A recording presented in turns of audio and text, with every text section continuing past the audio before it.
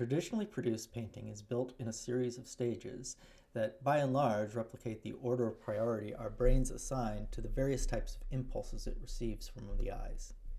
In terms of priority, your mind senses the presence of dark masses and luminous patches before it accurately can interpret their shapes.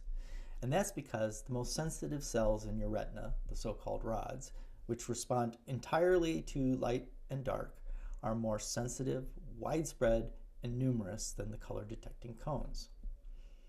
As a result, the optical impressions they send to the brain are similarly vague and low resolution. Also, the rods are more sensitive to light than cones, and as such, the brain relies on their signals more in order to perceive form and texture. Now, the reason traditional oil paintings are made in stages is because the step-by-step process from the ground up matches the way the organs of sight prioritize the impressions that they receive.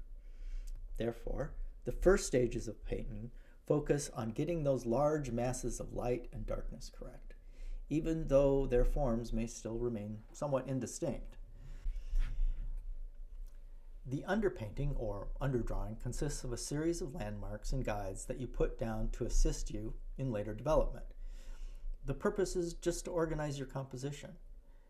These initial marks don't really represent anything more than placement and extents, and even then in the most general way. The second layer is called imprimatura, and that's when you lay down the large tonal masses to separate the light from the darkness, and you start to feel out the forms of the objects in a more general way. The next layer is griselle.